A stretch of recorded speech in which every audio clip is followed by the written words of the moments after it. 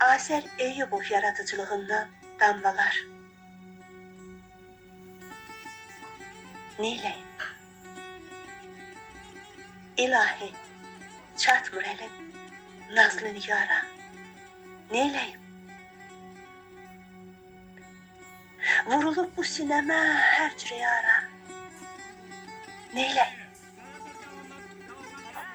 Deli divane edip, meftunu olmuşam onu. Karşısında günahkaram.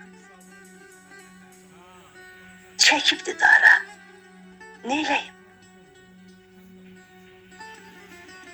Senin eşkinle yarım. Men alışıp odlanıram. Bu əhyarın elinden məsk yedim hara. Neyleyim?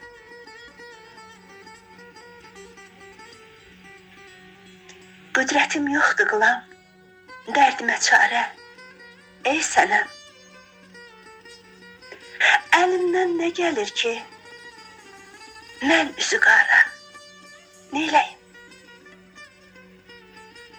Şan-şan olub ürəyim. Ta bu tavanım üzülüb, həsrətin üzdü məni. Düşdüm azara.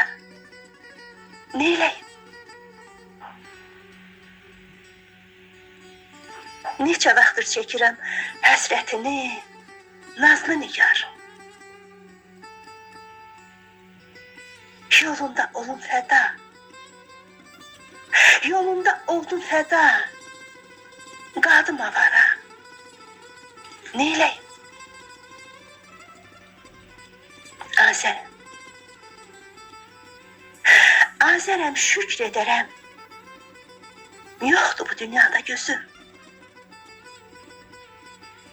Uymadım mən heç zaman dövlətə vara. Neyleyim?